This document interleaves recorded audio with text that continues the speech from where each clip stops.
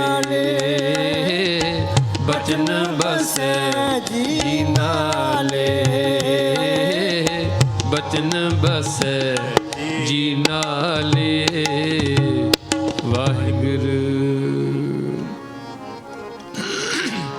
ਹਰ ਜੁਗ ਜੁਗ ਭਗਤ ਉਪਾਇਆ ਰਜ ਰਖਦਾ ਆਇਆ ਰਾਮ ਰਾਜੇ ਹਰਨਾਖ ਚ ਦੁਸ਼ਟ ਗਰ ਮਾਰਿਆ ਪ੍ਰਹਿਲਾਦ ਤਰਾਇਆ ਹੰਕਾਰੀਆਂ ਨਿੰਦਕਾਂ ਪਿੱਠ ਦੇ ਨਾਮ ਦੇਵ ਮੁਖ ਲਾਇਆ ਜਨ ਨਾਨਕ ਐਸਾ ਹਰ ਸੇਵਿਆ ਅੰਤ ਲੈ ਛੜਾਇਆ ਜਨ ਨਾਨਕ ਐਸਾ ਹਰ ਸੇਵਿਆ। ਸ਼ਲੋਕ ਮਹਲਾ ਪਹਿਲਾ। ਆਪੇ ਭਾਂਡੇ ਸਾਜਣੇ ਆਪੇ ਪੂਰਨ ਦੇ ਇੱਕ ਨੀ ਦੁੱਧ ਸਮਾਈਏ ਇੱਕ ਚੁੱਲੇ ਰਹਿਣ ਚੜੇ ਇੱਕ ਨਿਹਾਲੀ ਪੈਸੋਂ ਨੇ ਕੁੱਪਰ ਰਹਿਣ ਖੜੇ ਤੇ ਨਾ ਸਵਾਰੇ ਨਾਨਕਾ ਜਿਨ ਕੋ ਨਦਰ ਕਰੇ ਮਹਲਾ ਦੂਜਾ। ਆਪੇ ਸਾਜੇ ਕਰੇ ਆਪ ਜਾਪੇ ਰਖੇ ਆਪ ਤਿਸਰੇ ਜੰਤੋ ਪਾਏ ਕਹਿ ਦੇਖੇ ਥਾ ਪੁਥਾ ਕਿਸਨੂੰ ਕਹੀਏ ਨਾਨਕਾ ਸਭ ਕਿਛ ਆਪੇ ਆਪ ਪੌੜੀ ਵੱਡੀ ਕਿਉ ਵਡਿਆਈਆਂ ਕਿਛ ਕਹਿਣਾ ਕਹਿਣ ਨ ਜਾਏ ਸੋ ਕਰਤਾ ਕਾਦਰ ਕਰੀਮ ਦੇ ਜੀਆਂ ਰਿਜਕ ਸੰਭਾਏ ਸਾਈ ਕਰ ਕਮਾਵਣੀ ਤੁਰ ਛੋੜੀ ਤਿੰਨੇ ਪਾਏ ਨਾਨਕੇ ਕੀ ਬਾਹਰੀ ਹੋਰ ਦੂਜੀ ਨਾਹੀ ਜਾਏ ਸੋ ਕਰੇ ਜਿਤ ਸੇ ਰਜਾਏ ਰਜਾਏ ਰਜਾਏ ਸੁਧ। ਵਾਹਿਗੁਰੂ ਜੀ ਕਾ ਖਾਲਸਾ ਵਾਹਿਗੁਰੂ ਜੀ ਕੀ ਫਤਿਹ ਫਤਿਹ ਵਾਹਿਗੁਰੂ ਜੀ ਕਾ ਖਾਲਸਾ ਵਾਹਿਗੁਰੂ ਜੀ ਕੀ ਫਤਿਹ ਵਾਹਿਗੁਰੂ ਜੀ ਕੀ ਫਤਿਹ ਵਾਹਿਗੁਰੂ ਜੀ ਕੀ ਫਤਿਹ। ਪੌੜੀ ਵੱਡੇ ਕਿਆਂ ਵਡਿਆਈਆਂ ਕਿਛ ਕਹਿਣਾ ਕਹਿਣ ਨਾ ਜਾਏ ਸੋ ਕਰਤਾ ਕਾਦਰ ਕਰੀਮ ਦੇ ਜੀਆਂ ਰਿਕ ਸੰਭਾਹੇ ਸਾਈ ਕਰ ਕਮਾਵਣੀ ਤੁਰ ਛੋਡੀ ਤਿੰਨੇ ਪਾਏ ਨਾਨਕੇ ਕੀ ਬਾਹਰੀ ਹੋਰ ਦੂਜੀ ਨਹੀਂ ਜਾਏ ਸੋ ਕਰੇ ਜਿਤ ਸਿਰ ਜਾਏ ਸੋ ਕਰੇ ਜਿਤ ਸਿਰ ਜਾਏ ਸੁਧ। ਸ਼ਲੋਕ ਪਵਨ ਗੁਰੂ ਪਾਣੀ ਪਿਤਾ ਮਾਤਾ ਧਰਤ ਮਹਤ ਦਿਵਸ ਰਾਤ ਦੋਈ ਦਾਈ ਦਾਇਆ ਖੇਲ ਲੈ ਸਗਲ ਜਗਤ ਚੰਗਿਆਈਆਂ ਬੁਰਿਆਈਆਂ ਵਾਚੇ ਧਰਮ ਦੂਰ ਕਰਮੀ ਆਪੋ ਆਪਣੀ ਕੇ ਨੇੜੇ ਕੇ ਦੂਰ ਜਿਨੀ ਨਾਮ ਤਿਹਾਇਆ ਗਏ ਮਸ਼ਕਤ ਕਾਲ ਨਾਨਕ ਤੇ ਮੁਖ ਉਜਲੇ ਕੀਤੀ ਛੁੱਟੀ ਨਾਲ ਨਾਨਕ ਤੇ ਮੁਖ ਉਜਲੇ ਕੀਤੀ ਛੁੱਟੀ ਨਾਲ। ਵਾਹਿਗੁਰੂ ਜੀ ਕਾ ਖਾਲਸਾ ਵਾਹਿਗੁਰੂ ਜੀ ਕੀ ਫਤਿਹ।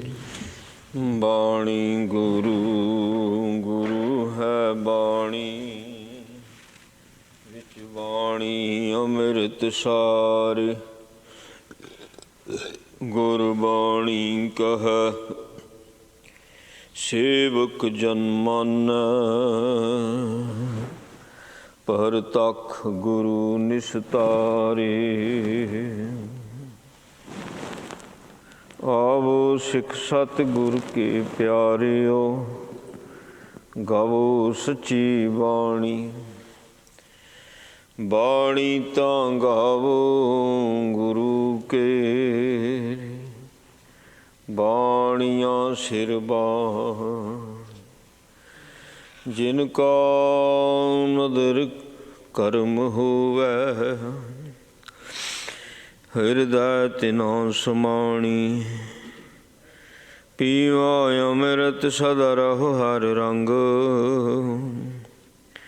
ਜਪਿਓ ਸਾਰਿੰਗ ਪਾਣੀ ਕਹਿ ਨਾਨਕ ਸਦਾ ਗਾਵੋ ਇਹੋ ਸੱਚੀ ਬਾਣੀ। ਧਨਾਸਰੀ ਮਹੱਲਾ ਪੰਜਵਾਂ ਘਰ ਸਤਵਾਂ। ਇਕ ਓੰਕਾਰ ਸਤਿਗੁਰ ਪ੍ਰਸਾਦ ਹਰ ਏਕ ਸਿਮਰ ਏਕ ਸਿਮਰ ਏਕ ਸਿਮਰ ਪਿਆਰੇ। ਕਲ ਕਲੇਸ਼ ਲੋਭ ਮੋਹ ਮਹਾ ਭੋਜਲ ਤਾਰੇ। ਰਹਾਉ ਸਾਸ ਸਾਸ ਨਿਮਖ ਨਿਮਖ ਦਿਨ ਸਰੈਣ ਚਿਤਾਰੇ। ਸਾਧ ਸੰਗ ਜਪ ਨਿਸੰਗ ਮਨ ਨਿਧਾਨ ਧਾਰੇ। ਚਰਨ ਕਮਲ ਨਮਸਕਾਰ ਗੁਣ ਗੋਬਿੰਦ ਵਿਚਾਰੇ। ਸਾਧ ਜਨਾ ਕੀ ਰੇਨ ਨਾਨਕ ਮੰਗਲ ਸੂਖ ਸਿਧਾਰੇ। ਚਰਨ ਕਮਲ ਨਮਸਕਾਰ ਗੁਣ ਗੋਬਿੰਦ ਵਿਚਾਰੇ। ਸਾਧ ਜਨਾ ਕੀ ਰੇਨ ਨਾਨਕ ਮੰਗਲ ਸੂਖ ਸਿਧਾਰੇ। ਵਾਹਿਗੁਰੂ ਜੀ ਕਾ ਖਾਲਸਾ ਵਾਹਿਗੁਰੂ ਜੀ ਕੀ ਫਤਿਹ। ਧੰਨ ਧੰਨ ਸ਼ਾਹੇ ਮਹਾਰਾਜ ਗਰੀਬ ਨਿਵਾਜ ਵਾਲੀ ਦੋ ਜਹਾਨ ਚਾਵਰ ਛਤਰ ਤਖਤ ਦੇ ਮਾਲਕ ਗੁਰਤਾ ਗੱਦੀ ਤੇ ਵਿਰਾਜਮਾਨ ਜੁਗੋ ਜੁਗ ਅਟਲ ਸਾਹਿਬ ਸ੍ਰੀ ਗੁਰੂ ਗ੍ਰੰਥ ਸਾਹਿਬ ਮਹਾਰਾਜ ਜੀ ਦੇ ਪਾਵਨ ਪਵਿੱਤਰ ਹਜ਼ੂਰੀ ਅੰਦਰ ਜੁੜ ਬੈਠੀ ਗੁਰੂ ਦੇ ਪਿਆਰ ਵਾਲੀ ਗੁਰੂ ਦੀ ਸਾਜੀ ਨਿਵਾਜੀ ਸਾਧ ਸੰਗਤ ਜੀ। ਸਤਿਗੁਰਾਂ ਦੀ ਅਪਰਪਾਰ ਮਿਹਰ ਕਿਰਪਾ ਰਹਿਮਤ ਹੋਈ ਹੈ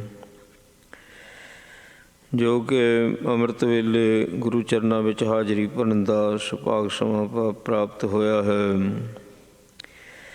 ਅੰਮ੍ਰਿਤ ਵੇਲੇ ਤੋਂ ਨਿਤਨੇਮ ਦੀਆਂ ਬਾਣੀਆਂ ਦੇ ਜਾਪ ਹੋਏ। ਆਸਾ ਜੀ ਦੀ ਵਾਰ ਦੇ ਕੀਰਤਨ ਗੁਰਮੁਖਾਂ ਪਾਸੋਂ ਸਰਵਣ ਕੀਤੇ ਹਨ ਅਤੇ ਚੱਲ ਰਹੀ ਲੜੀਵਾਰ ਕਥਾ ਆਦਿ ਸ਼੍ਰੀ ਗੁਰੂ ਗ੍ਰੰਥ ਸਾਹਿਬ ਜੀ ਦੀ ਸਰਵਣ ਕਰਨ ਲਈ ਗੁਰੂ ਚਰਨਾਂ ਵਿੱਚ ਜੁੜ ਕੇ ਬੈਠੇ ਹਾਂ। ਇਹ ਪਾਵਨ ਸ਼ਬਦ 679 ਅੰਕ 'ਤੇ ਸੁਸ਼ੋਭਿਤ ਹੈ। ਧਨਾਸਰੀ ਰਾਗ ਹੈ, ਮਹੱਲਾ ਪੰਜਵਾਂ। ਪੰਜਵੇਂ ਪਾਤਸ਼ਾਹ ਜੀ ਮਹਾਰਾਜ ਜੀ ਕਿਰਪਾ ਕਰ ਰਹੇ ਨੇ। ਘਰ ਸੱਤਵਾਂ। ਘਰ ਸੱਤਵਾਂ ਸੁਭਾਵ ਇਹ ਤਾਲ ਦੇ ਨਾਲ ਸੰਬੰਧਿਤ ਹੁੰਦਾ। ਜਿਹੜਾ ਘਰ ਆ ਇਹ ਤਾਲ ਦੇ ਨਾਲ ਸੰਬੰਧਿਤ ਹੈ। ਸੋ 17 ਘਰ ਜਿਹੜੇ ਨੇ ਉਹ ਗੁਰਬਾਣੀ ਵਿੱਚ ਗੁਰੂ ਸਾਹਿਬ ਜੀ ਨੇ ਸਵੀਕਾਰ ਕੀਤੇ ਹੋਏ ਨੇ। ਜਦੋਂ ਸ਼ਬਦਾਂ ਦਾ ਗਾਇਨ ਕੀਤਾ ਜਾਂਦਾ ਅਤੇ ਉਹਨੂੰ ਤਾਲ ਦਿੱਤਾ ਜਾਂਦਾ। ਸੋ ਇੰਝ ਬਹੁਤ ਸ਼ਬਦ ਨੇ ਜਿਨ੍ਹਾਂ ਦਾ ਤਾਲ ਮਹਾਰਾਜ ਨੇ ਲਿਖਿਆ ਹੋਇਆ ਵੀ ਇਹ 7ਵਾਂ ਘਰ ਆ। ਕਹਿੰਦੇ ਮੰਗਲ ਹੈ ਅਕਾਲ ਪੁਰਖ ਦਾ ਇੱਕ ਓਂਕਾਰ ਸਤਿਗੁਰ ਪ੍ਰਸਾਦ। ਰੱਬ ਇੱਕ ਹੈ ਓੰ ਪ੍ਰਕਾਸ਼ਕ ਹੈ। ਉਹ ਸਤ ਹੈ, ਨਸ਼ਟ ਨਹੀਂ ਹੁੰਦਾ ਕਿਉਂਕਿ ਉਸ ਦਾ ਕੋਈ ਜਨਮ ਨਹੀਂ ਹੈ। ਜਦ ਉਸ ਦਾ ਆਦਿ ਹੀ ਕੋਈ ਨਹੀਂ ਹੈ ਤਾਂ ਉਸ ਦਾ ਅੰਤ ਕਿਵੇਂ ਹੋ ਸਕਦਾ ਹੈ। ਬਲਕਿ ਉਹ ਸਭਨਾਂ ਦਾ ਆਦਿ ਹੈ, ਸਭਨਾਂ ਦਾ ਉਹ ਮੁੱਢ ਹੈ। ਉਸ ਦਾ ਗਿਆਨ ਸਤ ਹੈ। ਉਸ ਦੇ ਗਿਆਨ ਨੂੰ ਜੋ ਪ੍ਰਾਪਤ ਕਰਦਾ ਉਹ ਸਤ ਤੀਕਰ ਪਹੁੰਚ ਜਾਂਦਾ ਹੈ। ਅਕਾਲ ਪੁਰਖ ਦਾ ਜੋ ਗਿਆਨ ਉਹ ਗੁਰਬਾਣੀ ਦੇ ਵਿੱਚ ਹੈ ਅਤੇ ਉਹਦੀ ਕਿਰਪਾ ਦੁਆਰਾ ਇਹ ਸੱਤ ਦਾ ਗਿਆਨ ਨਹੀਂ ਹੋ ਸਕਦਾ। ਉਹਦੀ ਕਿਰਪਾ ਦੁਆਰਾ ਬਾਣੀ ਪੜ੍ਹਦਾ ਹੈ, ਬਾਣੀ ਸੁਣਦਾ ਸਮਝਦਾ। ਜਿੰਨਾ ਚਿਰ ਉਹਦੀ ਕਿਰਪਾ ਨਹੀਂ ਹੈ ਇਹ ਬਾਣੀ ਦੇ ਨਾਲ ਨਹੀਂ ਜੁੜਦਾ ਹੈ। ਅਤੇ ਇਹੋ ਹੀ ਸਭ ਤੋਂ ਵੱਡਾ ਪ੍ਰਸ਼ਾਦ ਹੈ ਜਿਹਨੂੰ ਮਹਾਰਾਜ ਕਿਨਕਾ ਇੱਕ ਜਿਸ ਜੀਵ ਸਾਵੈ। ਇੱਕ ਕਿਣਕਾ ਮਾਤਰ ਵੀ ਗੁਰਬਾਣੀ ਦੇ ਗਿਆਨ ਦਾ ਪ੍ਰਸ਼ਾਦ ਪ੍ਰਾਪਤ ਹੋ ਜਾਵੇ ਤਾਂ ਇਹ ਜੀਵ ਸੱਤ ਤਿੱਕਰ ਪਹੁੰਚ ਜਾਂਦਾ ਜੀ। ਸ਼ਬਦ ਸ਼ੁਰੂ ਕਰਦੇ ਨੇ, ਮਹਾਰਾਜ ਕਹਿੰਦੇ ਨੇ, ਹਰ ਏਕ ਸਿਮਰ, ਏਕ ਸਿਮਰ, ਏਕ ਸਿਮਰ ਪਿਆਰੇ। ਸੋ ਹਰ ਸ਼ਬਦ ਪਹਿਲੋਂ ਲਾਇਆ, ਉਸ ਤੋਂ ਬਾਅਦ ਏਕ ਸਿਮਰ, ਏਕ ਸਿਮਰ, ਏਕ ਸਿਮਰ ਪਿਆਰੇ, ਇਹ 3 ਵਾਰੀ ਕਿਹਾ। ਨਾ ਤਾਂ ਏਕ ਦੇ ਸਪੈਲਿੰਗ ਵਿੱਚ ਕੋਈ ਫਰਕ ਪਿਆ, ਤਿੰਨੋਂ ਹੀ ਏਕ ਇੱਕੋ ਹੀ ਲਗਾ ਮਾਤਰਾ ਦੇ ਨਾਲ ਨੇ। ਈੜੀ ਨੂੰ ਲਾਹ ਆ, ਕੱਕੇ ਨੂੰ ਔਂਕੜ ਹੈ। ਇਸੇ ਤਰ੍ਹਾਂ ਜਿਹੜਾ ਸਿਮਰ ਸ਼ਬਦ ਹੈ, ਰਾਰੇ ਨੂੰ ਸਿਹਾਰੀ ਦੇ ਨਾਲ ਤਿੰਨੇ ਵਾਰੀ ਸਿਮਰ ਸ਼ਬਦ ਦੀ ਵਰਤੋਂ ਕੀਤੀ ਗਈ ਹੈ। ਦ੍ਰਿੜਤਾ ਕਰਾਈ ਹੈ ਇੱਕ ਨੂੰ ਸਿਮਰਨ ਦੀ। 3 ਕਾਲ ਜੋ ਮੰਨੇ ਨੇ, ਭੂਤ ਭਵਿੱਖ ਵਰਤਮਾਨ, ਸੋ ਉਹਨੂੰ ਸਿਮਰਨ ਵਾਸਤੇ ਮਹਾਰਾਜ ਨੇ ਦ੍ਰਿੜ ਕਰਾਇਆ ਸਾਨੂੰ।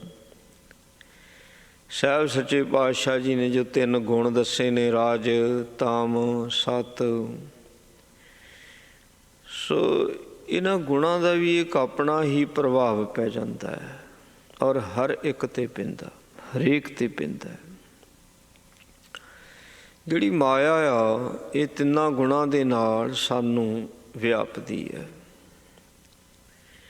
ਅਤੇ ਤਿੰਨੋਂ ਹੀ ਗੁਣ ਸਾਡੇ ਵਿੱਚ ਮੌਜੂਦ ਨੇ, ਰਜੋ, ਤਮੋ, ਸਤੋ। ਇਹ 3 ਗੁਣਾਂ ਦੀ ਜਿਹੜੀ ਇਹ ਤਿਕੜੀ ਹੈ, ਇਹ ਕਦੀ ਕਦੀ ਇਹਨਾਂ ਦੀ ਜਿਹੜੀ ਬਹੁਤਾਤ ਬਦਲਦੀ ਰਹਿੰਦੀ ਹੈ। ਕਦੀ ਰਾਜਗੁਣ ਦਾ ਰਾਜ ਹੈ, ਕਦੀ ਸਤਗੁਣ ਦਾ, ਕਦੀ ਤਮ ਗੁਣ ਦਾ। ਭਾਵ ਕਦੀ ਰਜੋ ਗੁਣ ਬਹੁਤਾਤ ਵਿੱਚ ਹੈ, ਕਦੀ ਤਮੋ ਗੁਣ ਬਹੁਤਾਤ ਵਿੱਚ ਹੈ, ਕਦੀ ਸਤੋ ਗੁਣ ਬਹੁਤਾਤ ਵਿੱਚ ਹੈ। ਜਿਹੜਾ ਗੁਣ ਅੱਗੇ ਆ ਗਿਆ, ਆਗੂ ਹੋ ਗਿਆ, ਬਹੁਤਾਤ ਹੋ ਗਈ, ਉਹਦਾ ਪ੍ਰਭਾਵ ਜ਼ਿਆਦਾ ਪੈਣਾ ਸ਼ੁਰੂ ਹੋ ਜਾਂਦਾ ਹੈ। ਹੁਣ ਜੇ ਤਮੋ ਗੁਣ ਅੱਗੇ ਆ ਗਿਆ, ਇਹ ਗੁੱਸੇ ਵਿੱਚ ਹੋਵੇਗਾ, ਕ੍ਰੋਧ ਵਿੱਚ, ਈਰਖਾ ਵਿੱਚ, ਦਵੈਖ ਵਿੱਚ ਹੋਵੇਗਾ, ਵਿਕਾਰਾਂ, ਵਿਸ਼ੇ ਵਿਕਾਰਾਂ ਵਾਲੇ ਪਾਸੇ ਨੂੰ ਖਿਆਲਾਤ ਇਹਦੇ ਜ਼ਿਆਦਾ ਜਾਣਗੇ। ਹੁਣ ਉਹ ਜਿਹੜਾ ਤਮੋ ਗੁਣ ਹੈ, ਉਹਦੇ 'ਚੋਂ ਕਿੱਦਾਂ ਨਿਕਲਣਾ, ਉਹਦੇ 'ਚੋਂ ਕਿੱਦਾਂ ਨਿਕਲਣਾ? ਕਹਿੰਦੇ ਇੱਕ ਨੂੰ ਸਿਮਰ ਕੇ ਨਿਕਲਣਾ। ਪਾਤਸ਼ਾਹ ਕਹਿੰਦੇ ਏਕ ਸਿਮਰ, ਤਮੋ ਗੁਣ ਤੇਰਾ ਕੁਝ ਨਹੀਂ ਵਿਗਾੜ ਸਕੇਗਾ। ਰਜੋ ਗੁਣ ਦੇ ਵਿੱਚ ਹੈ, ਰਜੋ ਗੁਣ ਦੇ ਵਿੱਚ ਸੁਖੀ ਜੀਵਨ ਦੇ ਵਿੱਚ ਹੈ, ਅਤੇ ਹੋਰ ਆ ਜਾਵੇ, ਹੋਰ ਆ ਜਾਵੇ। ਰਜਿਆ ਨਹੀਂ ਹੋਇਆ, ਰਜੇਵਾਂ ਹੁੰਦਾ ਹੀ ਨਹੀਂ। ਹਾਲਾਂਕਿ ਗੁਣ ਰਜੋ, ਪਰ ਰਜੇਵਾਂ ਨਹੀਂ ਹੁੰਦਾ। ਰਾਜਿਆਂ ਵਾਲਾ ਖਾਣਾ ਪੀਣਾ, ਰਾਜਿਆਂ ਵਾਲਾ ਪਹਿਨਣਾ, ਰਾਜਿਆਂ ਵਾਲਾ ਰਹਿਣਾ, ਠਾਠ ਬਾਠ ਸਾਰਾ ਰਾਜਿਆਂ ਵਾਲਾ, ਰੱਜਦਾ ਵੀ ਨਹੀਂ ਜੀ। ਉਹਦੇ 'ਚੋਂ ਕਿੱਦਾਂ ਨਿਕਲਣਾ? ਕਿਉਂਕਿ ਜੀਵਨ ਬਿਲਾਸੀ ਹੋ ਜਾਂਦਾ, ਭੋਗੀ ਹੋ ਜਾਂਦਾ। ਮਹਾਰਾਜ ਸੱਚੇ ਪਾਤਸ਼ਾਹ ਕਹਿੰਦੇ ਹਰਖੰ ਤਾਂ ਸੋਗੰ, ਭੋਗੰ ਤਾਂ ਰੋਗੰ। ਸੋ ਜਿੰਨਾ ਇਹ ਖੁਸ਼ੀ ਵਿੱਚ ਆਉਂਦਾ, ਉਨਾ ਹੀ ਸੋਗ ਇਸ ਨੂੰ ਘੇਰ ਲੈਂਦਾ। ਜਿੰਨਾ ਪਦਾਰਥਾਂ ਦੇ ਭੋਗਾਂ ਦੇ ਵਿੱਚ ਪੈਂਦਾ, ਉਨੇ ਹੀ ਇਸ ਨੂੰ ਰੋਗ ਘੇਰ ਲੈਂਦੇ ਨੇ। ਇਸ ਕਰਕੇ ਰਜੋ ਗੁਣ ਦੇ ਵਿੱਚੋਂ ਵੀ ਨਿਕਲਣਾ ਆ, ਵਿੱਚ ਫਸਣਾ ਨਹੀਂ ਹੈ। ਕਿੱਦਾਂ ਨਿਕਲਣਾ? ਕਹਿੰਦੇ ਏਕ ਸਿਮਰ। ਸੱਚੇ ਪਾਤਸ਼ਾਹ ਨੇ ਇੱਕ ਸਿਮਰ, ਇੱਕ ਨੂੰ ਸਿਮਰ ਕੇ ਹੀ ਨਿਕਲਿਆ ਜਾ ਸਕਦਾ ਹੈ। ਸਤੋ ਗੁਣ ਦੇ ਵਿੱਚ ਫਸ ਗਏ ਤਾਂ ਹੰਕਾਰ ਆਉਣ ਦਾ ਬੜਾ ਖਤਰਾ।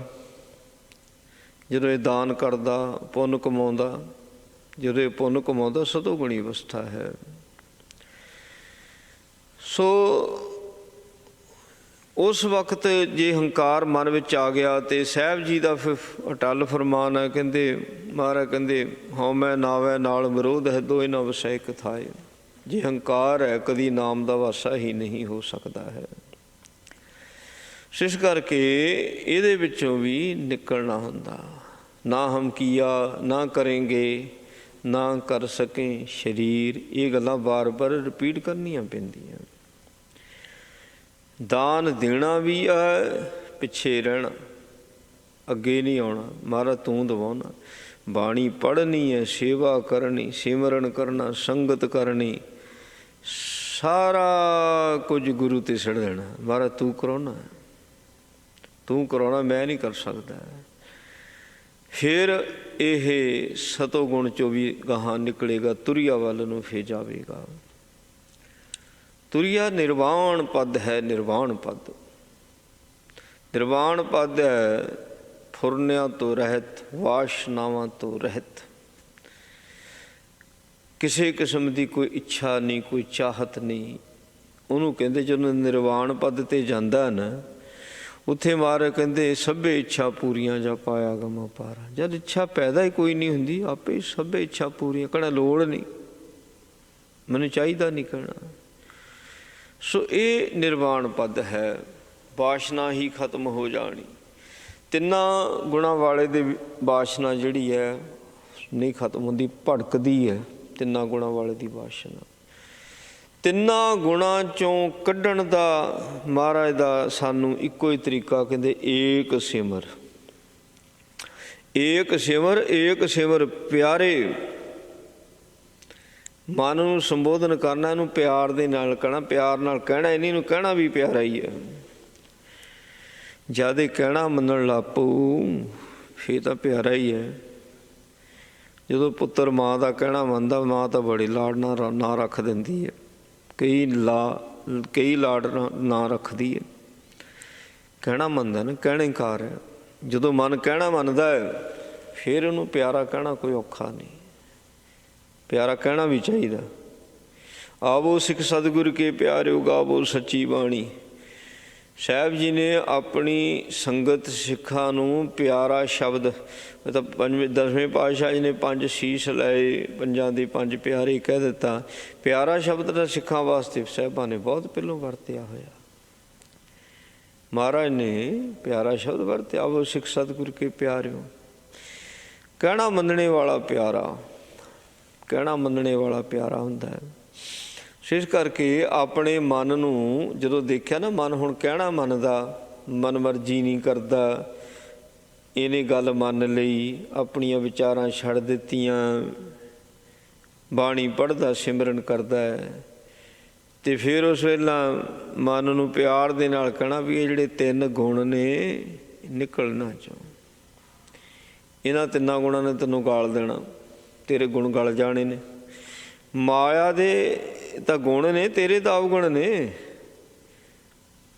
ਗੁਣ ਜਿੰਨੇ ਬਣਨੇ ਨਾ 3 ਗੁਣਾਂ ਨੇ ਗਾਲੇ ਜਾਣੇ ਨੇ, ਮਾਇਆ ਦੇ ਨੇ। ਕਿਉਂਕਿ ਇਹਨਾਂ ਨੇ ਕਰਨਾ ਕੀ, ਕਹਿੰਦੇ ਹਰੀ ਨੂੰ ਵਿਸਾਰਨਾ। ਰਜੋ ਤਮੋ ਸਤੋ ਨੇ ਹਰੀ ਨੂੰ ਵਿਸਾਰ ਦੇਣਾ। ਅਤੇ ਸੱਚੇ ਪਾਤਸ਼ਾਹ ਕਹਿੰਦੇ ਹਰ ਬਿਸਰਤ ਤੇਰੇ ਗੁਣ ਗਲਿਆ। ਹਰੀ ਬਿਸਰਿਆ ਨਹੀਂ, ਗੁਣ ਗਲੇ ਨਹੀਂ।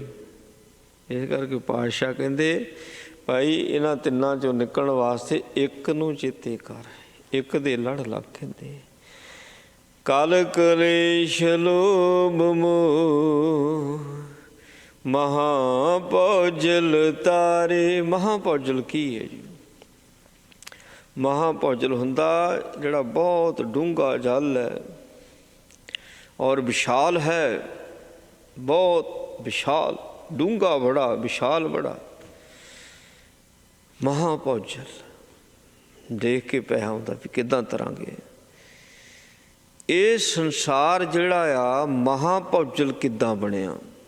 ਮਹਾਰਾਜ ਕਹਿੰਦੇ ਹਾਂ ਕਿਹਦੇ ਵਾਸਤੇ ਮਹਾਭੌਜਲ ਲਾਣੇ? ਸੱਚੇ ਪਾਤਸ਼ਾਹ ਕਹਿੰਦੇ ਜਿੱਥੇ ਕਲਾ ਹੈ ਕਲੇਸ਼ ਹੈ।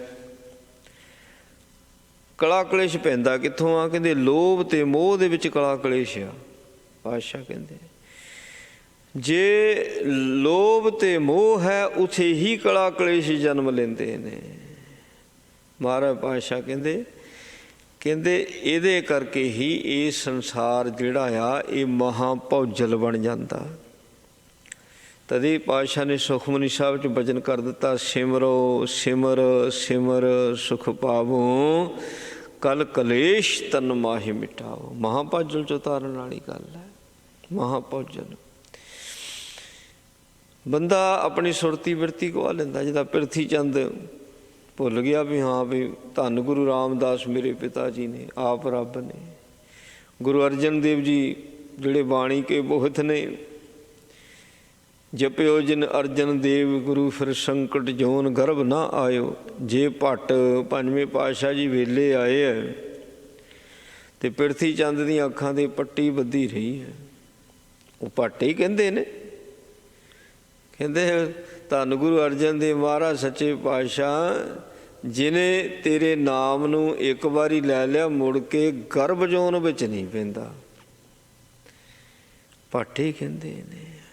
ਭੱਟ ਕਹਿੰਦੇ ਮੂਰਤ ਪੰਜ ਪ੍ਰਮਾਣ ਪੁਰਖ ਗੁਰ ਅਰਜਨ ਭਿੱਖੋਂ ਨੈਣ। ਪਿਰਥੀ ਚੰਦ ਨੂੰ ਅਕਲ ਹੀ ਨਹੀਂ ਨਾ ਗੱਲਾਂ ਦੀ। ਪਿਰਥੀ ਚੰਦ ਜਿਹੜਾ ਉਹ ਇਸ ਮਹਾਭੌਜਲ 'ਚ ਫਸ ਗਿਆ। ਕਾਰਨ ਕੀ? ਉਸ ਦੇ ਅੰਦਰ ਲੱਭ, ਲੋਭ, ਮੋਹ, ਇਹ ਚੀਜ਼ਾਂ ਜਿਹੜੀਆਂ ਪੁੱਤਰ ਮੋਹ ਦੇ ਵਿੱਚ ਸੀ। ਜਦੋਂ ਉਹਨੇ ਗੱਲ ਕਹਿਤੀ, ਕਹਿੰਦਾ ਗੁਰੂ ਅਰਜਨ ਦੇਵ ਦੇ ਕਿਹੜਾ ਕੋਈ ਔਲਾਦ ਹੈ, ਪੁੱਤਰ ਤਾਂ ਮੇਰੇ ਨਹੀਂ, ਕਹਿੰਦਾ ਗੁਰੂ ਬਣਨਾ। ਉਹ ਆਪਣੇ ਪੁੱਤਰ ਮੋਹ 'ਚ ਮੋਹ, ਲੋਭ, ਮੋਹ। ਹੁਣ ਇਹ ਪੁੱਤ ਗੁਰਤਾ ਗੱਦੀ 'ਤੇ ਬੈਠੇਗਾ ਅਤੇ ਜੋ ਗੁਰੂ ਘਰ ਵਿੱਚ ਧਨ, ਵਸਤਰ, ਪਦਾਰਥ ਨੇ ਉਹਨਾਂ ਦਾ ਲੋਭ, ਫਿਰ ਉਹਨੇ ਕਲਾ ਕਲੇਸ਼ ਖੜਾ ਕਰ ਦਿੱਤਾ ਸੀਗਾ। ਜੇ ਗੱਦੀ ਦਾ ਲੋਭ ਨਾ ਹੁੰਦਾ, ਪੁੱਤਰ ਦਾ ਮੋਹ ਨਾ ਹੁੰਦਾ, ਤਦ ਗੁਰੂ ਅਰਜਨ ਦੇਵ ਜੀ ਮਿਹਰਬਾਨ ਦੇ ਨਾਲ ਬੜਾ ਪਿਆਰ ਕਰਦੇ ਹੁੰਦੇ ਸੀ। ਸੱਚੇ ਪਾਤਸ਼ਾਹ ਜੀ ਦੀ ਗੋਦੀ ਦਾ ਨਿੱਘ ਮਿਹਰਬਾਨ ਨੂੰ ਨਸੀਬ ਹੋਇਆ। ਐਵੇਂ ਥੋੜ੍ਹੀ ਉਹ ਕਵਿਤਾ ਰਚਣ ਲੱਗ ਪਿਆ ਸੀਗਾ। ਜੇ ਕਿਤੇ ਸੋ ਉਹ ਲੋਭ ਦੇ ਵੱਸ ਨਾ ਹੁੰਦਾ ਅਤੇ ਮਿਹਰਬਾਨ 'ਤੇ ਵੀ ਬੜੀ ਕਿਰਪਾ ਰਹਿਣੀ ਸੀ। ਆਪਣੀ ਜ਼ਿੰਦਗੀ 'ਚ ਬੜਾ ਨੇ ਆਨੰਦ ਪ੍ਰਾਪਤ ਕਰਨਾ, ਬ੍ਰਹਮ ਦਾ ਆਨੰਦ ਪ੍ਰਾਪਤ ਕਰਨਾ ਹੈ। ਅਤੇ ਬ੍ਰਹਮ ਦਾ ਸੁੱਖ ਤਾਂ ਬਹੁਤ ਵੱਡਾ ਸੁੱਖ ਹੁੰਦਾ। ਉਹ ਬਹੁਤ ਵੱਡਾ ਮਹਾ ਸੁੱਖ ਤੋਂ ਖੁੰਝ ਗਿਆ ਅਤੇ ਇਹ ਜਿਹੜਾ ਕਲੇਸ਼, ਕਲਾ ਕਲੇਸ਼ ਨੇ ਘਰ ਕਰ ਲਿਆ, ਮਹਾਭੌਜਲ ਵਿੱਚ ਡੁੱਬ ਗਿਆ। ਮਹਾਭੌਜਲ ਨੇ ਘੇਰ ਲਿਆ। ਸਾਰਾ ਸੰਸਾਰ ਇਸ ਮਹਾਭੌਜਲ ਦੇ ਵਿੱਚ ਘਿਰਿਆ ਪਿਆ ਆ।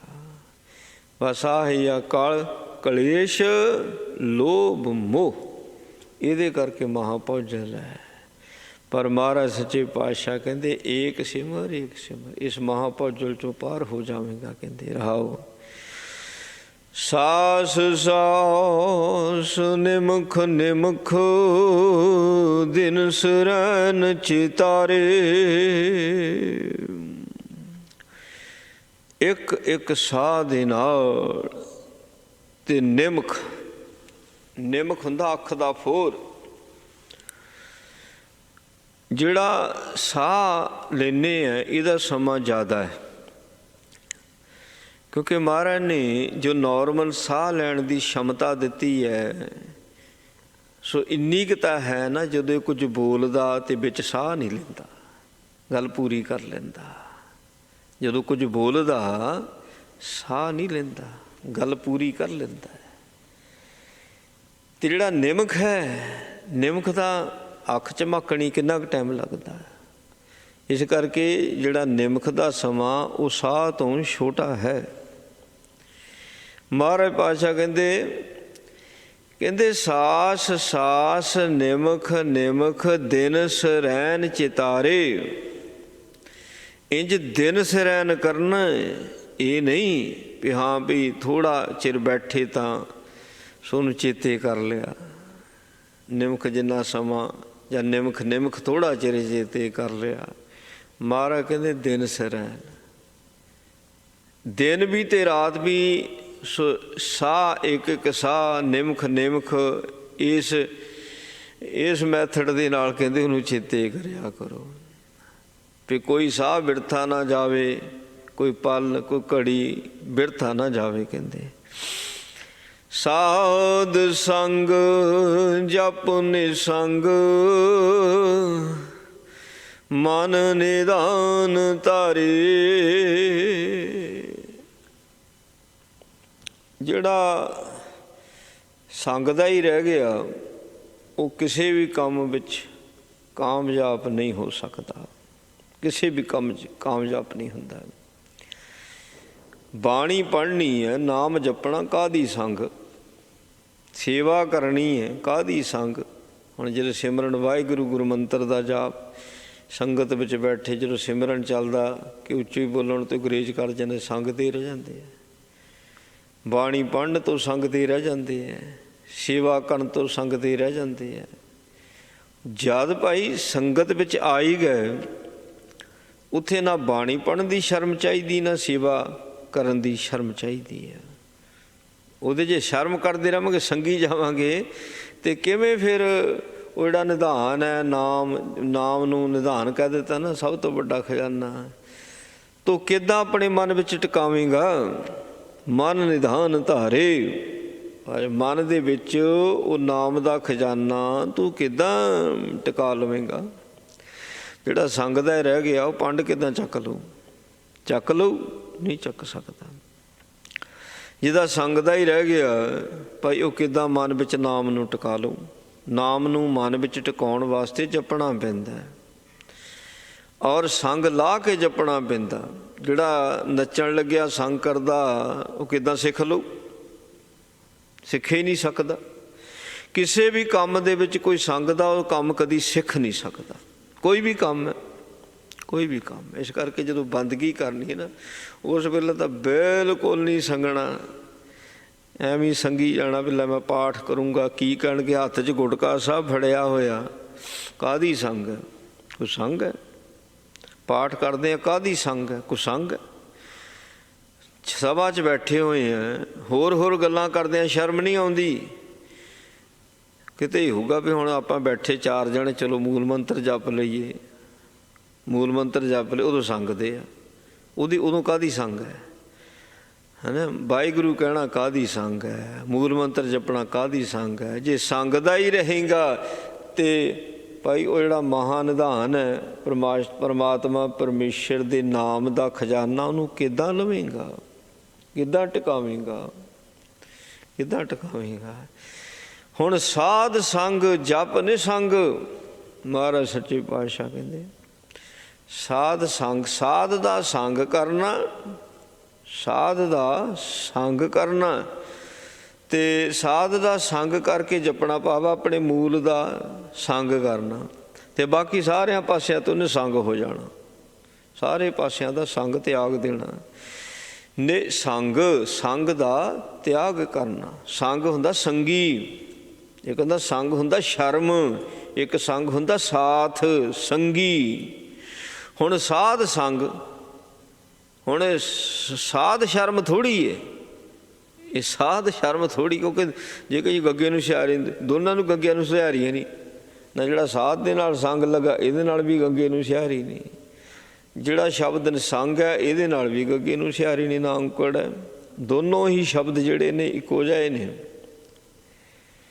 ਸੋ ਇਸ ਕਰਕੇ ਸਾਧ ਦਾ ਸੰਗ ਕਰਨਾ ਤੇ ਬਾਕੀ ਸਾਰਿਆਂ ਪਾਸਿਆਂ ਤੋਂ ਨਿਸੰਗ ਹੋ ਜਾਣਾ, ਸਾਥ ਤੋੜ ਦੇਣਾ, ਆਪਣੇ ਆਪ ਨੂੰ ਵੱਖਰਾ, ਨਿਰਵਾਣ, ਨਿਰਲੇਪ, ਨਿਰਬੰਧ।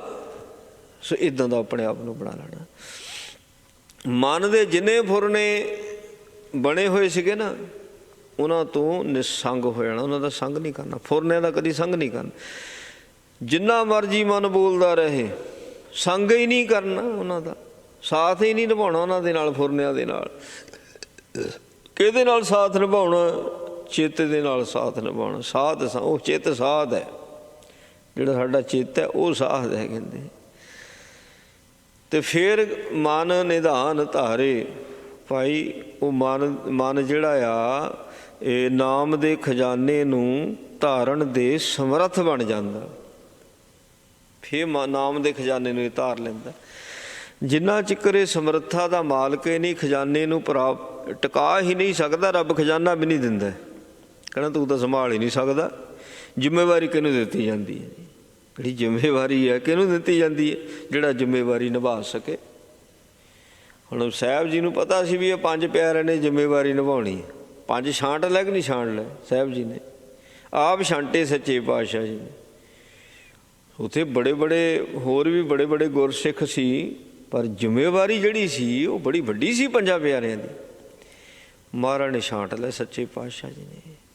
ਭਾਈ ਤਖਤ ਬਹਿ ਤਖਤੇ ਕੀ ਲਾਇਕ, ਜ਼ਿੰਮੇਵਾਰੀ ਉਹਨੂੰ ਦਿੱਤੀ ਜਾਂਦੀ ਜਿਹੜੀ ਜ਼ਿੰਮੇਵਾਰੀ ਸੰਭਾਲੇ। ਜਦੋਂ ਜਿੰਨਾ ਚਿਕਰ ਮਨ ਜਿਹੜਾ ਨਾਮ ਦੇ ਖਜ਼ਾਨੇ ਨੂੰ ਲੈਣ ਦੇ ਕਾਬਲ ਨਹੀਂ ਸੀ, ਨਹੀਂ ਦਿੱਤਾ। ਪਹਿਲਾਂ ਉਹਨੂੰ ਕਾਬਲ ਬਣਾਉਂਦਾ, ਕਿੱਦਾਂ ਚਿੱਤ ਦੇ ਨਾਲ ਜੁੜਦਾ, ਚਿੱਤ ਦੇ ਨਾਲ ਸੰਗ ਕਰਦਾ, ਸਾਧ ਦਾ ਸੰਗੀ ਹੁੰਦਾ। ਫਿਰ ਅਕਾਲ ਪੁਰਖ ਪ੍ਰਮਾਤਮਾ ਨਾਮ ਦਾ ਖਜ਼ਾਨਾ ਇਹਨੂੰ ਦਿੰਦਾ, ਫਿਰ ਮਨ ਵਿੱਚ ਟਿਕਾਉਂਦਾ, ਮਨ ਨੂੰ ਧਾਰਨ ਕਰ ਲੈਂਦਾ। ਚਰਨ ਕਮਲ ਨਮਸਕਾਰ, ਗੁਣ ਗੋਬਿੰਦ ਵਿਚਾਰੇ। ਹੁਣ ਚਰਨ ਕਮਲ ਕੀ ਹੈ?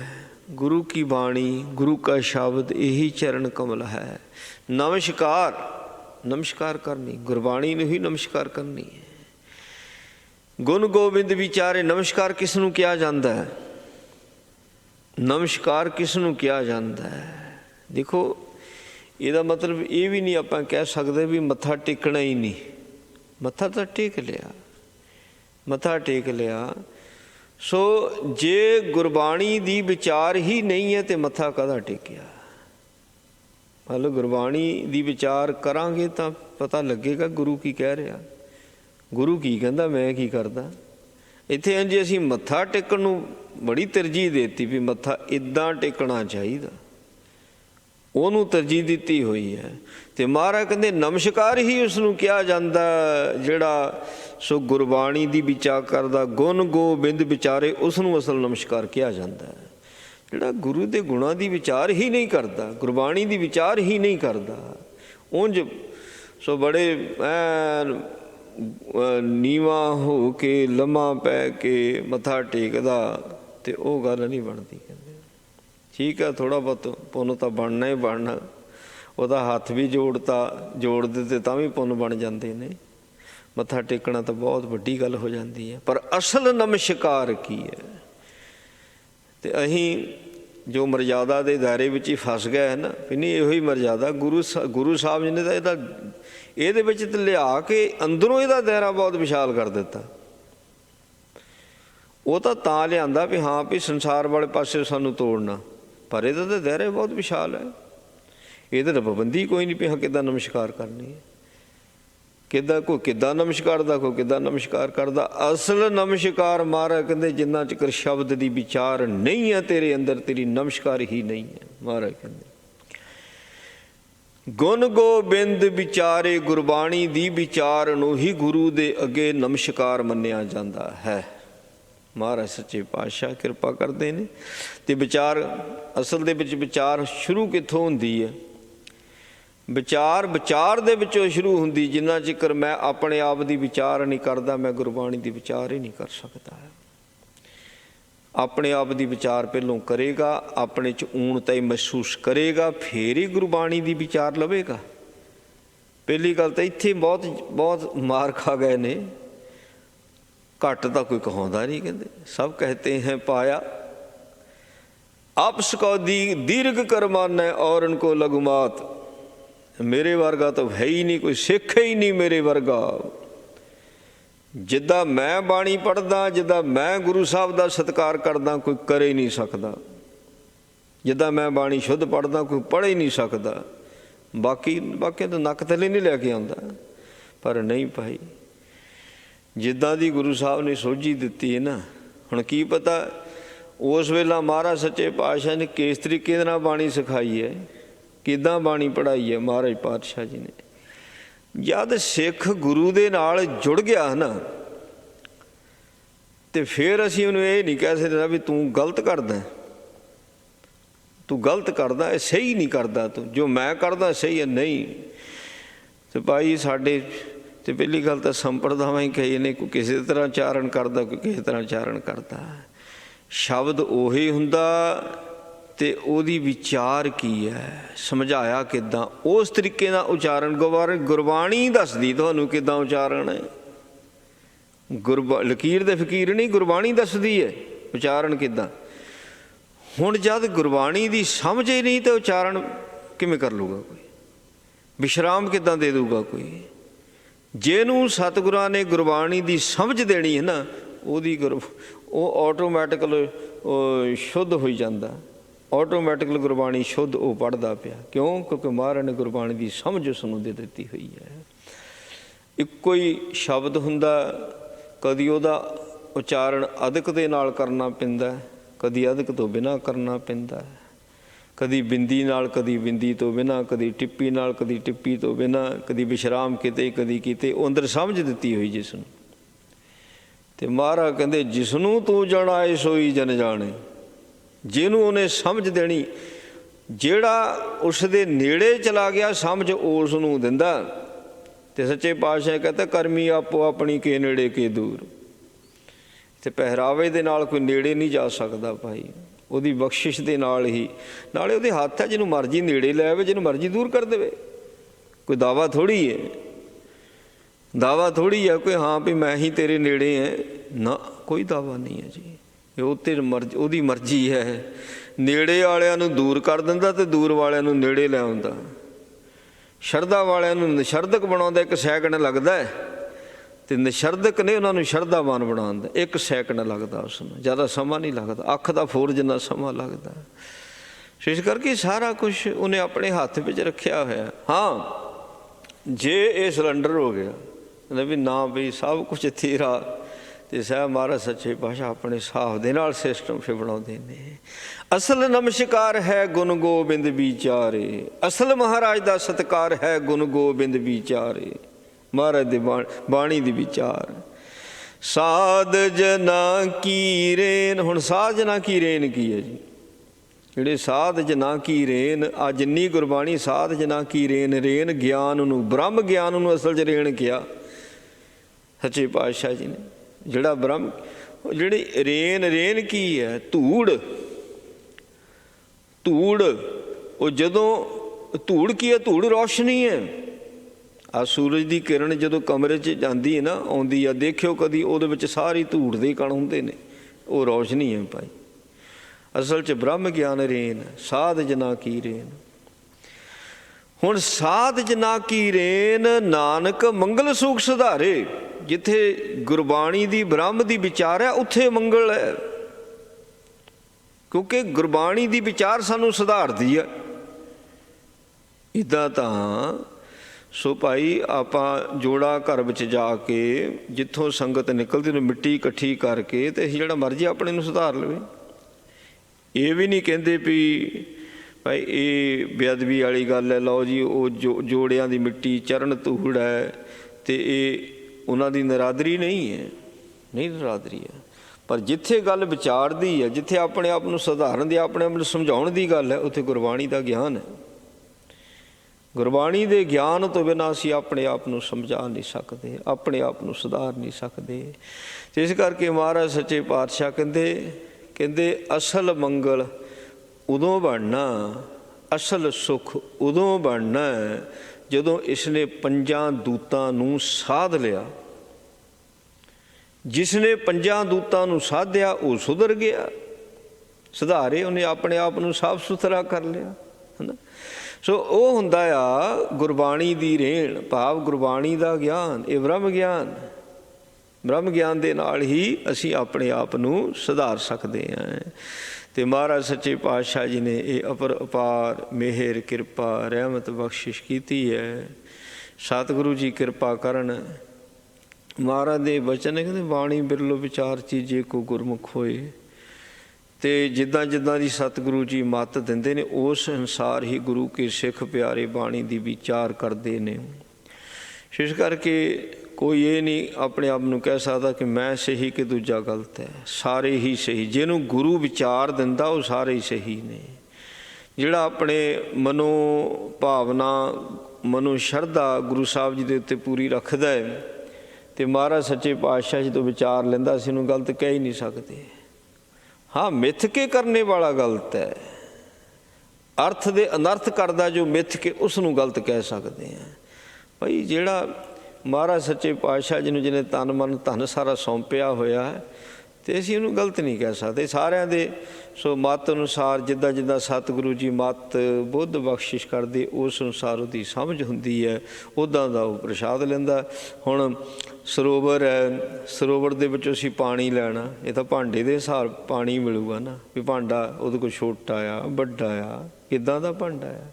ਇਸੇ ਤਰ੍ਹਾਂ ਸੁਰਤੀ ਕਿੰਨੀ ਕੁ ਕਿਸੇ ਦੀ ਕੰਮ ਕਰਦੀ, ਤੇ ਤਾਂ ਬ੍ਰਹਮ ਗਿਆਨ ਦਾ ਸਰੋਵਰ ਹੈ। ਜਿੱਦਾਂ ਦੀ ਕਿਸੇ ਦੀ ਸੁਰਤੀ ਕੰਮ ਕਰੇਗੀ ਉੱਦਾਂ ਦਾ ਉਸ ਨੂੰ ਇਹ ਅੰਮ੍ਰਿਤ ਜਲ ਪ੍ਰਾਪਤ ਹੁੰਦਾ, ਉੱਦਾਂ ਦਾ ਬ੍ਰਹਮ ਗਿਆਨ ਪ੍ਰਾਪਤ ਹੁੰਦਾ ਹੈ। ਮਹਾਰਾਜ ਜੀ ਮਿਹਰ ਕਿਰਪਾ ਕਰਨ, ਉਪਦੇਸ਼ ਸਾਡੇ ਹਿਰਦਿਆਂ ਵਿੱਚ ਵਸੇ, ਭੁੱਲਾਂ ਦੀ ਖਿਮਾ ਜੀ। ਵਾਹਿਗੁਰੂ ਜੀ ਕਾ ਖਾਲਸਾ, ਵਾਹਿਗੁਰੂ ਜੀ ਕੀ ਫਤਿਹ। ਰਾਮ ਕਲੀ ਮਹਲਾ ਤੀਜਾ। ਆਨੰਦ ਏਕ ਓੰਕਾਰ ਸਤਿਗੁਰ ਪ੍ਰਸਾਦ। ਆਨੰਦ ਪਿਆ ਮੇਰੀ ਮਾਏ, ਸਤਿਗੁਰੂ ਮੈਂ ਪਾਇਆ, ਸਤਿਗੁਰ ਤਾਂ ਪਾਇਆ ਸਹਿਜ ਛੇਤੀ, ਮਨ ਵਜੀਆਂ ਵਧਾਈਆਂ। ਰਾਗ ਰਤਨ ਪਰਵਾਰ ਬਰੀਆਂ, ਸ਼ਬਦ ਗਾਵਣ ਆਈਆਂ, ਸ਼ਬਦੋ ਤਾਂ ਗਾਵ ਹਰੀ ਕੇਰਾ, ਮਨ ਜਨੀ ਵਸਾਇਆ। ਕਹਿ ਨਾਨਕ ਆਨੰਦ ਹੋਆ, ਸਤਿਗੁਰੂ ਮੈਂ ਪਾਇਆ, ਮਨ ਮੇਰਿਆ ਤੂੰ ਸਦਾ ਰਹੋ ਹਰ ਨਾਲੇ। ਹਰ ਨਾਲ ਰਹਾਂ ਤੂੰ ਮਨ ਮੇਰੇ, ਦੁਖ ਸਭ ਵਿਸਾਰਣਾ, ਅੰਗੀਕਾਰੋ ਕਰੇ ਤੇਰਾ ਕਾਰ ਸਭ ਸਵਾਰਣਾ।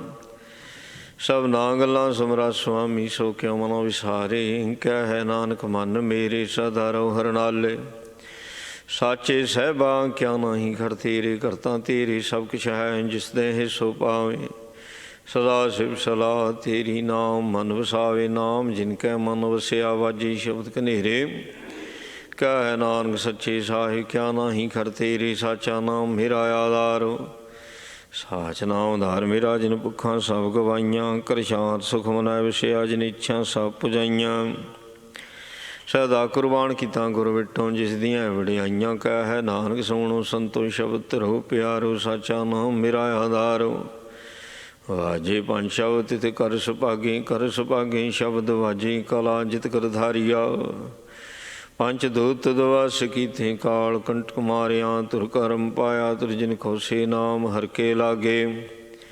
ਕਹਿ ਨਾਨਕ ਤੈਸ ਕੋ ਹੋਆ, ਤਿਤ ਕਰ ਅਨਹਦ ਵਾਜੇ। ਅਨ ਸੁਣੋ ਬੜ ਭਾਗੀਓ, ਸਗਲ ਮਨੋਰਥ ਪੂਰੇ। ਪਾਰ ਬ੍ਰਹਮ ਪ੍ਰਭ ਪਾਇਆ, ਉਤਰੇ ਸਗਲ ਵਿਸੂਰੇ।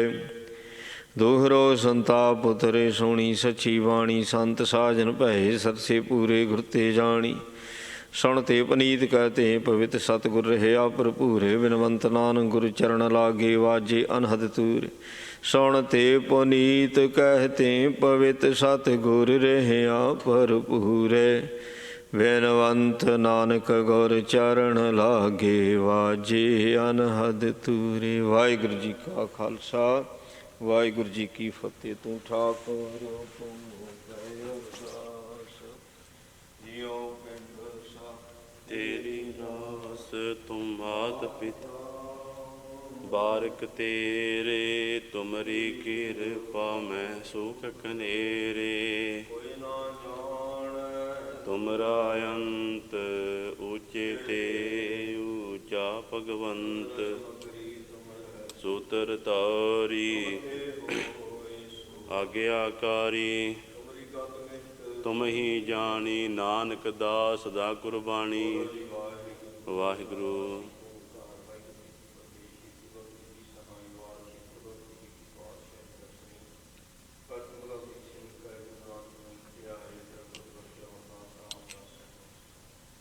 ਅਰਜਨ ਹਰ ਗੋਬਿੰਦ ਨੂੰ ਸਿਮਰਾਓ, ਸ਼੍ਰੀ ਹਰਿ ਰਾਏ, ਸ਼੍ਰੀ ਹਰਿ ਕ੍ਰਿਸ਼ਨ ਸਭ ਸੁਨਾਏ। ਏਕ ਵਾਰ ਦਰਸ਼ਨ ਕਰਨੋਂ ਦਿਆ ਵਧਾਏ, ਸੁਖਾਈ ਮੁਖ ਸਹਾਇ। ਦਸਵੇਂ ਪਾਤਸ਼ਾਹ ਜੀ ਸ਼੍ਰੀ ਗੁਰੂ ਗੋਬਿੰਦ ਸਿੰਘ ਸਾਹਿਬ ਜੀ ਮਹਾਰਾਜ ਸਤਿਨਾਮ ਮੁਖ ਸਹਾਇ। ਦਸਾਂ ਪਾਤਸ਼ਾਹੀਆਂ ਦੀ ਜੋਤ ਸ਼੍ਰੀ ਗੁਰੂ ਗ੍ਰੰਥ ਸਾਹਿਬ ਜੀ ਦੇ ਪਾਠ ਵਾਹਿਗੁਰੂ। ਪੰਜਾਬ ਪਿਆਰਿਆਂ, 64 ਸਾਹਿਬਜ਼ਾਦਿਆਂ, 40 ਹਸਤੀਆਂ, ਹੱਟੀਆਂ ਚੁੱਕੀਆਂ ਸੱਤੀਆਂ ਸਿੱਧਵਾਨਾਂ, ਜਿਨ੍ਹਾਂ ਤੇਰਾ ਨਾਮ ਜਪਿਆ, ਵੰਡ ਛਕਿਆ, ਦੇਖ ਚਲਾਈ ਤੇ ਗੁਲਾਮ ਦੇ ਗਿਆ। ਇਹਨਾਂ ਪਿਆਰਿਆਂ ਸਚਿਆਰਿਆਂ ਦੀ ਕਮਾਈ ਦਾ ਧਿਆਨ ਤੇ ਖਾਲਸਾ ਜੀ ਬੋਲੋ ਜੀ। ਵਾਹਿਗੁਰੂ। ਇਹਨਾਂ ਸਿੰਘਾਂ ਸਿੰਘਾਂ ਧਨ ਦੇ ਸਿੱਖ ਦਿੱਤੇ, ਬੰਦ ਬੰਦ ਕਟਵਾਏ, ਗੋਪਨੀਆਂ ਲਹਾਈਆਂ ਤੇ ਖੜੀਆਂ ਤੇ ਚੜੀ ਤਲਾਰਿਆਂ ਨਾਲ ਸੇਵਾਏ। ਗੁਰਦੁਆਰਿਆਂ ਦੀ ਸੇਵਾ ਲਈ ਕੁਰਬਾਨੀਆਂ ਦਿੱਤੀਆਂ, ਧਰਮੀ ਹਾਰਿਆ ਸਿੰਘ ਸੇਵਕ ਦੀ ਸਤਿ ਨਾਲ ਗਾਇਆ। ਤੇਰਾ ਸੂਈ ਸ਼ਹੀਦਾਂ ਦੀ ਕਮਾਈ ਦਾ ਧਿਆਨ ਤੇ ਖਾਲਸਾ ਜੀ ਬੋਲੋ ਜੀ। ਵਾਹਿਗੁਰੂ। ਪੰਜਾਬ ਦੇ ਗੁਰਦੁਆਰਿਆਂ ਦਾ ਧਿਆਨ ਤੇ ਖਾਲਸਾ ਜੀ ਬੋਲੋ ਜੀ। ਵਾਹਿਗੁਰੂ।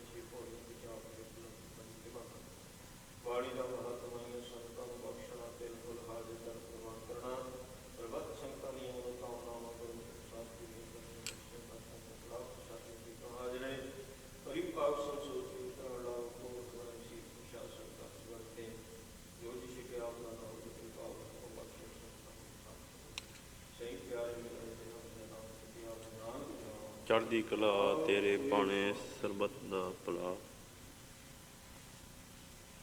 ਵਾਹਿਗੁਰੂ ਜੀ ਕਾ ਖਾਲਸਾ, ਵਾਹਿਗੁਰੂ ਜੀ ਕੀ ਫਤਿਹ। ਤਵੀ ਚਲਾਇਓ ਪੰਥ, ਗੁਰੂ ਮਾਨਿਓ ਗ੍ਰੰਥ, ਪ੍ਰਗਟ ਗੁਰਾਂ ਕੀ ਦੇ, ਉਹ ਸ਼ਬਦ ਮੈਂ ਲੇ, ਆਖੀ ਰਹੇ ਨ ਕੋਏ, ਬਚੇ ਸ਼ਰਨ ਜੋ ਹੋਏ, ਚੜੇ ਸੋ ਤਰੇ ਪਾ, ਗੁਰੂ ਪਾਰਿ ਉਤਾਰਨ ਹਾ, ਕਲਗੀ ਸੋ ਹੈ ਸੀਸ, ਗੁਰੂ ਕਲਗੀ ਧਾਰ ਜਗਦੀਸ਼। ਸਤਿ ਸ੍ਰੀ ਅਕਾਲ। ਖਾਲਸਾ ਵਾਹਿਗੁਰੂ ਜੀ ਕੀ ਫਤਿਹ।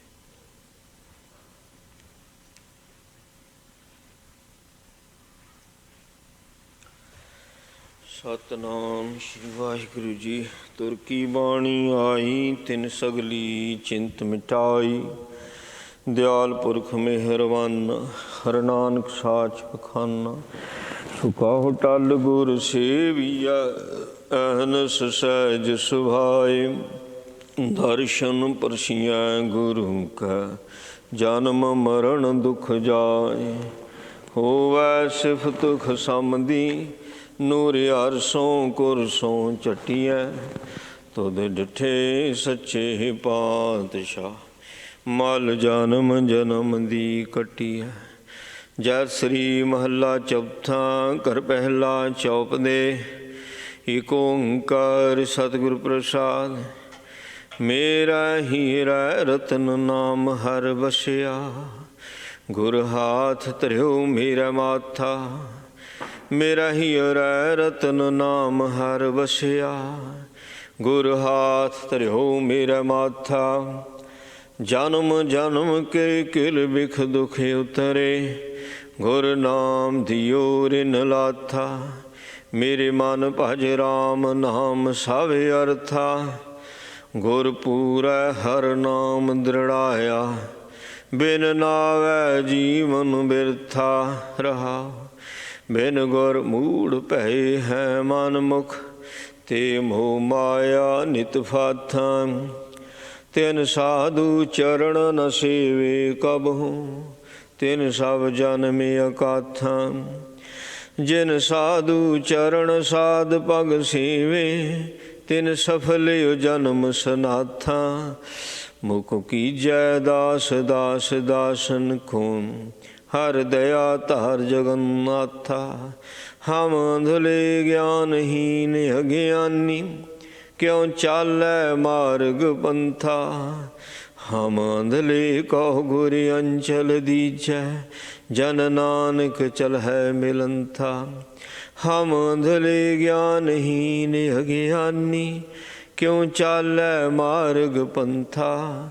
ਹਮ ਅੰਧਲੇ ਕਹੁ ਗੁਰ ਅੰਚਲ ਦੀਜੈ, ਜਨ ਨਾਨਕ ਚਲੇ ਮਿਲੰਥਾ। ਵਾਹਿਗੁਰੂ ਜੀ ਕਾ ਖਾਲਸਾ, ਵਾਹਿਗੁਰੂ ਜੀ ਕੀ ਫਤਿਹ। ਜਪੋ ਸਤਨਾਮ ਸਤਨਾਮ ਸਤਨਾਮ ਜੀ। ਵਾਹਿਗੁਰੂ ਵਾਹਿਗੁਰੂ ਵਾਹਿਗੁਰੂ ਜੀ। ਜਪੋ ਸਤਨਾਮ ਸਤਨਾਮ ਸਤਨਾਮ ਜੀ। ਵਾਹਿਗੁਰੂ ਵਾਹਿਗੁਰੂ ਵਾਹਿਗੁਰੂ ਜੀ। ਵਾਹਿਗੁਰੂ ਜੀ ਕਾ ਖਾਲਸਾ, ਵਾਹਿਗੁਰੂ ਜੀ ਕੀ ਫਤਿਹ।